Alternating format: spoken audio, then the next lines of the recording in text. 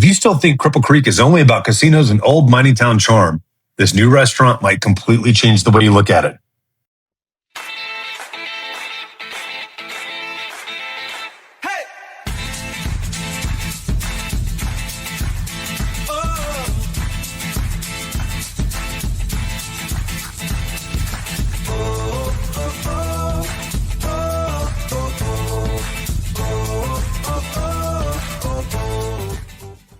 I'm James Dean with the James Mountain Homes team, and we're your local mountain and Colorado Springs real estate experts. We absolutely love answering your questions about the area. So if you're buying, selling, or just curious about the Pikes Peak region, please reach out.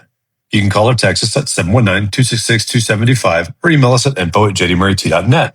Check the link below for our two free resources, the Pikes Peak Relocation Guide and the Buy Local Guide. You can also head to www.jdmountainhome.com to start your home search and hit that subscribe button and notification bell so you don't miss our next update. Today we're talking about 980 Prime and Cripple Creek, and more specifically, why a single restaurant can actually tell us a lot about where this town may be heading. Now, to be clear, Cripple Creek has always had personality. It has history, it has tourism, it has gaming.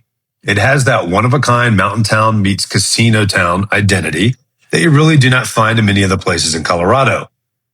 But what has often been missing from the conversation is the idea of Cripple Creek as a place with a more elevated destination-style dining experience, and that is why 980 Prime stands out. According to both Chamonix's dining page and the City of Cripple Creek's visitor information, 980 Prime is positioned as a flagship dining experience tied to Chef Barry S. Dukaki. If that name sounds familiar in restaurant circles, it is because of his Las Vegas steakhouse background, including Barry's Downtown Prime and 96 Northeast Steakhouse. That kind of background matters because it tells you this is not being presented as a casual add-on.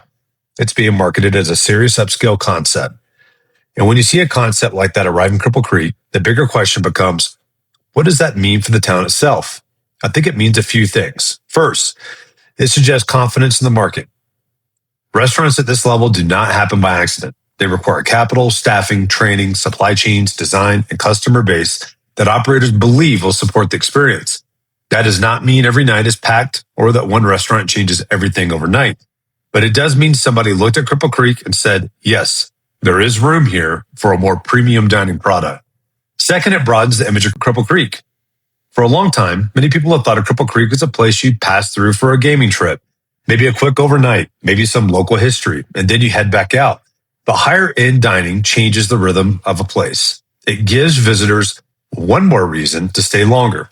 It gives couples a date night option. It gives weekend travelers something to build a trip around. And it gives locals a sense that the town is continuing to evolve rather than staying frozen in one identity. Third, it raises expectations. When one highly visible restaurant enters a smaller market, it can change what people expect from hospitality overall. Maybe that means better service standards. Maybe that means more polished experience. Maybe that means future operators look at the area a little differently. That is why this is not just a food story. It's a momentum story. And if you follow real estate, you know momentum matters. Lifestyle is one of the biggest drivers behind how people feel about an area. Buyers are not only asking about price per square foot or whether there's enough garage space, they're also asking what it feels like to be there. What can we do on weekends? Where do we take guests?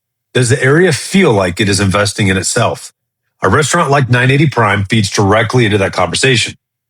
Now, that does not mean Cripple Creek is suddenly trying to become Aspen. No, that is not the point.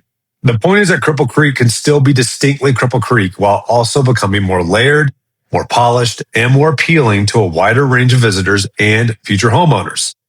And honestly, that is often what healthy growth looks like in a mountain community. It's not about replacing character, it's about building on it. When we see investment come in, specifically investment that improves the visitor and lifestyle experience, we pay attention because those are the kinds of things that can strengthen tourism, support local jobs, and gradually make a market more interesting to buyers who want something different. Another reason this matters is perception from outside the area. A lot of people who do not know Teller County will still have outdated assumptions about Cripple Creek. They may know the gaming history, but they do not always realize the town keeps changing. So when a restaurant with an upscale identity and a recognizable chef story becomes part of the mix, it helps reintroduce the town to people who may not have been paying attention. That can matter for tourism. It can matter for investor interest. And over time, it could even matter for how the broader region talks about Cripple Creek as a place to spend time. So is 980 Prime single-handedly changing the whole food scene?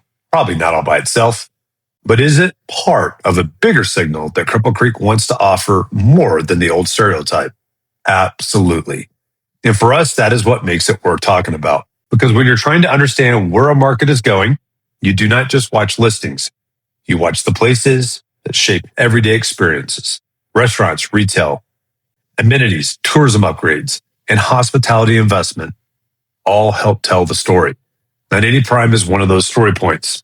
So if you've not been to Cripple Creek in a while, this may be more reason to take another look, not just at the restaurant, but at the direction the town is heading overall. Before we go, I just want to say that if you have any questions about buying or selling or really anything about the Pikes Peak region, please don't hesitate to reach out to my team and I. You can call us and text us at 719-266-275, or you can email us at info@jdmaryt.net. And don't forget, we also have 2 free resources for you that you can click below, the Pikes Peak Relocation Guide and the Buy Local Guide.